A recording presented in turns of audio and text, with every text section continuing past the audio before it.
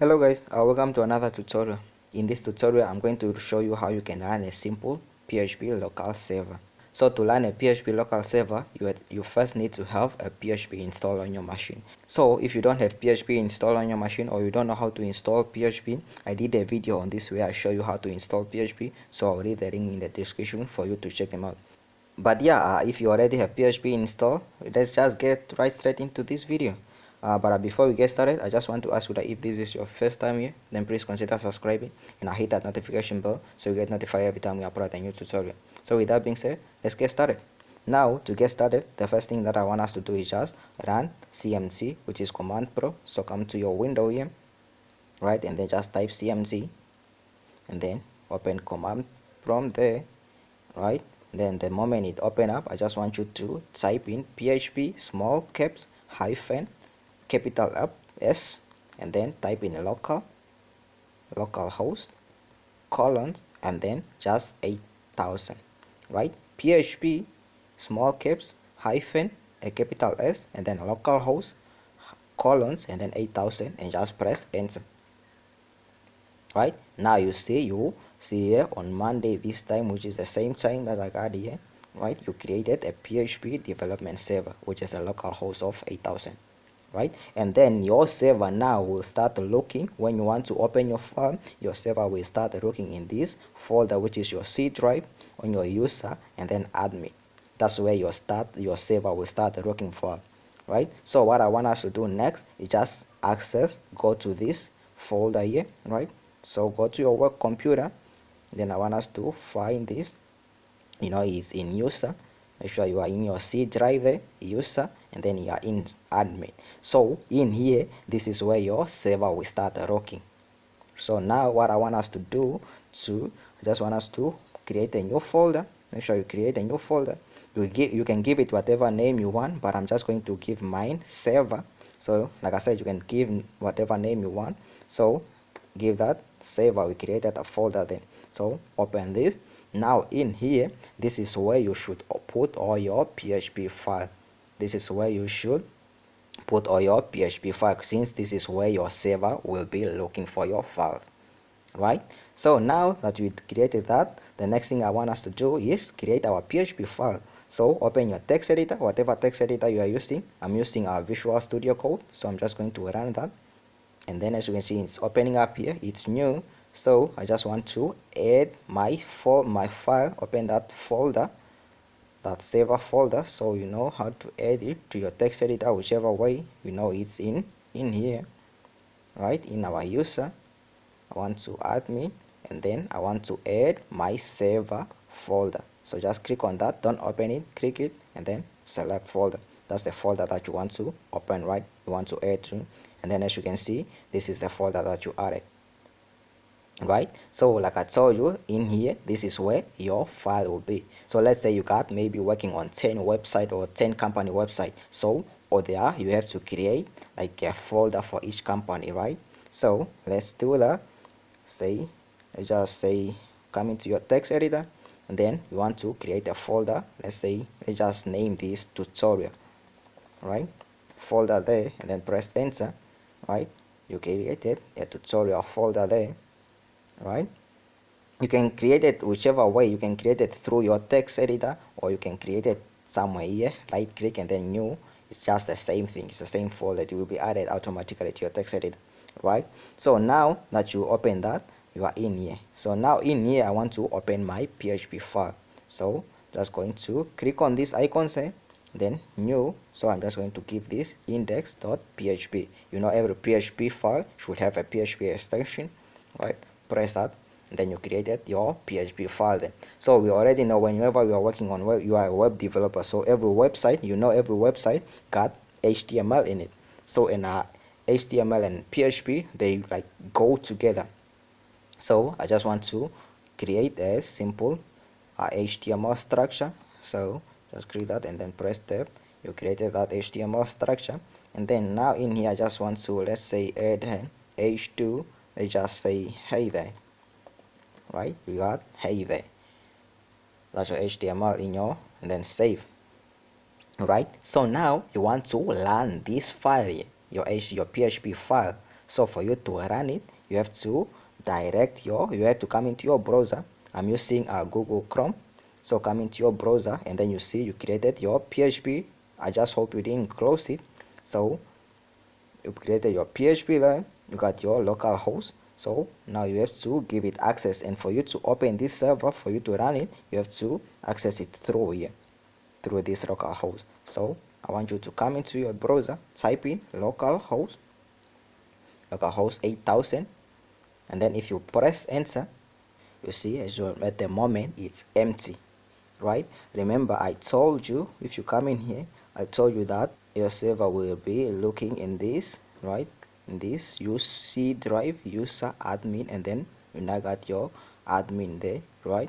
So if you come in here in your browser, your server, you are just in admin, right? In here, so your server, you want to point it to this server drive here, folder there. You have to point it to that server folder there, right? So to point that, you have to come into your browser and then point it to your server, right? And then point it to your server there. That's your server. Now if you press enter, you will see it saying not found. You pointed it to your server. But if you come in here in your file, you know your tutorial or your PHP file is in this tutorial folder. You got this index there, right? So you have to point it. Now come into your browser, you have to point it to your next folder where to find that. So type in tutorial, right? Type in tutorial and then press enter. So now once you press enter, you will see your file is now open. Hey there, your PHP file is now running. If you come into your text editor here, you see this is your index file with hey there. Now you see it's now opening there. So you point your server that no, my file is in this server folder and then in my tutorial, right? And then you see it's open. The reason it's open, you didn't even have to specify that no, my file is this with the name of index. Is this, if you come in here, is this with the name of index. The moment you just specify that no, I have a file, a PHP file in my tutorial, it's just started running or open that index file. And the reason it open is because you save your file with index, right, with the index name. So if you already know by now, whenever you are working on a website, so when you are naming your files, all the time, that your home page should always have an index name. I believe you already know that by now. So your home page should always have an index name. So you can give whatever, all the other files, you can give them whatever name you want, but your home page should always have an index file. So the reason we are doing that is because when like somebody enter your domain name and they are trying to access your website, so when they enter it, the server will go through all your files and then they will see if you have any file that with the name of index. So if you have that file with the name of index, and then they will access or open that file first. So your index file, it should always be your home page, and that's what happens here. You didn't have to specify, you just access your tutorial folder. So this server went through your tutorial folder and then it find that no, you have an index file, so let me just open that. So that's the home page, right? So even if you, let's say you got this time you only got one file here, right? So let's say you had two files in there. Let's create another file. Come into your text and then just create another file. Let's say it about, let's say, and then .php, right? Press enter, right? You created your about page. As you can see, it's empty. So let's just add our HTML, enter, right? You got that. Let's just add, let's say, our h3. Let's just say about page, right? You created that and then save, right? And then come in here, you're trying to, if you come in here, you see you got your two page there, your two file, the PHP file. So if you try to access that, let's say that if you just come in here and then press enter, you see it's still just accessing the hey there, which is your index file, right? You saw that. Now if you were to change this, let's say to see that, let's change this, the name of this file, let's rename it. If you were to rename this, let's say to contact, you rename that to contact, right? Now if you come to your browser and then press enter, you see press enter, now it's saying no file found, Why is that? That's because the server went through your folder and then it was looking for a file with a name of index to open, but then it find out no, this person doesn't have any file with a name of index, so now the server doesn't know which file to open. So for it to open, you have to specify that no, I want to run my, which is my about page or my contact page. So you have to specify in your browser. You have to now put in / and then you have to specify that now I want to open, let's say, about.php. That's the file that I want. Then if you press enter, you see you open now your about page, right? You remember when you had an index file, you didn't have to specify. Your server just went through your file, your folder, and then it saw that now this is an index file, so this is the home page, let me open that. You didn't have to specify. But if you don't have an index file, then your server doesn't know which file to open. So for it to open, you have to specify. So even if you wanted to open the contact page, you have to specify like contact and then contact, and then you see it's hey there, right? So that should be that's something that you should keep in mind already, and I hope you already know that by now. Whenever you are working on a website, your home page, you should always save it with an index name. You can say index.php or index.html, but your home page should always have an index name, and then you can give your other files, you can give them whatever name you want. I hope you already knew that by now though.